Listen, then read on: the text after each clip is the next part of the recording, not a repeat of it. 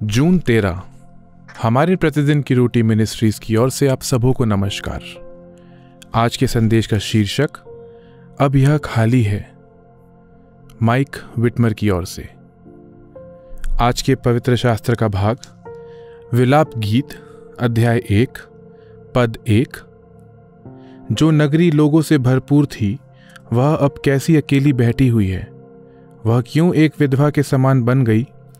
वह जो जातियों की दृष्टि में महान और प्रांतों में रानी थी, अब क्यों कर देने वाली हो गई है। पद 12 और 13। हे सब बटोहियों, क्या तुम्हें इस बात की कुछ भी चिंता नहीं? दृष्टि करके देखो, क्या मेरे दुख से बढ़कर कोई और पीड़ा है जो यहोवा ने अपनी क्रोध के दिन मुझ पर डाल दी है।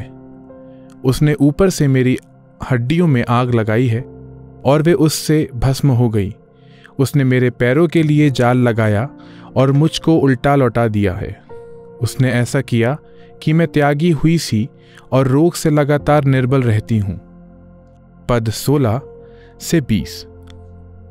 इन बातों के कारण मैं रोती हूं, मेरी आंखों में से आंसू की धारा बहती रहती है, क्योंकि जिस शांतिदाता के कारण मेरा जी हरा भरा हो जाता था वह मुझसे दूर हो गया।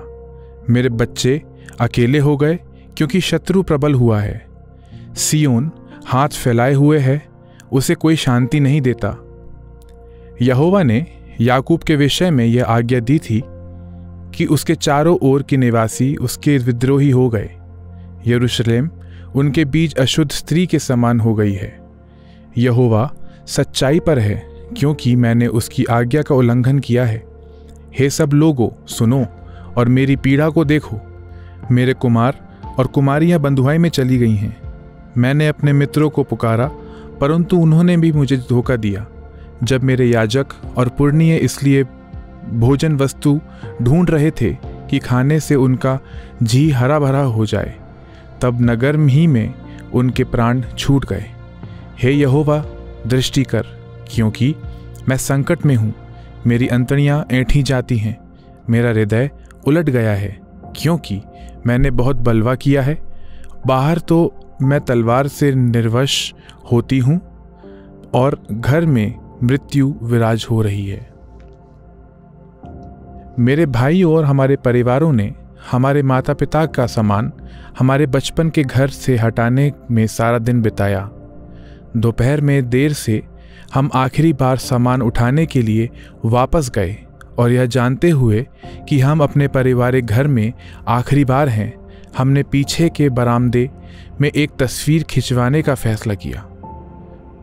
मैं आंसुओं को छिपाना चाहती थी और मैं कोशिश कर रही थी कि मेरी माँ ने मेरी ओर मुड़कर कहा, अब यह सब खाली है। इसने मुझे पूरी तरह से भावात्मक तरह से हिला दिया। 54 साल की यादें समेट वह घर अब सूना है। मैं इसके बारे में ना सोचने की कोशिश करती हूँ। मेरे दिल का दुख यिर्मयाह के विलाप गीत से पहले शब्दों के साथ गूंजता है, जो यरूशलेम नगरी अपने बहुत से अपराधों के कारण सूनी थी। परमेश्वर ने अपने लोगों को बाबुल में बंधुआई में भेजा, क्योंकि उन्होंने उसके विरुद्ध विद्रोह किया और पश्चाताप करने से इनकार कर दिया। मेरे माता पिता पाप के कारण नहीं जा रहे थे, कम से कम सीधे तौर पर तो नहीं, परंतु अदन की वाटिका में आदम के पाप के बाद से प्रत्येक व्यक्ति के जीवन काल में उनके स्वास्थ्य के में गिरावट आई है। जैसे जैसे हमारी उम्र बढ़ती है, हमारे लिए वह असामान्य नहीं है कि हम छोटे घरों में रहें जिनका रख रखाव आसान हो। मैं उन यादों के लिए शुक्रगुजार हूँ जिन्होंने हमारे साधारण घर को विशेष बनाया। दुख प्यार की कीमत है। मुझे मालूम है कि अगला अलविदा मुझे मेरे माता पिता के घर के लिए नहीं, बल्कि मेरे माता पिता के लिए होगा, और मैं रोती रहूंगी। मैं यीशु को आने के लिए पुकारती हूँ कि वह आए और इस अलविदा को समाप्त करे और सभी चीज़ों को बहाल करे। मेरी आशा परमेश्वर पर है। कौन सी जगह आपके लिए सुखद यादें रखती हैं? उन लोगों के लिए परमेश्वर का शुक्र है जो वहाँ आपसे प्यार करते हैं। आज आप नई यादें कैसे बना सकते हैं? हे पिता, अपने परिवार में मुझे सदा के लिए घर देने के लिए धन्यवाद। आमीन।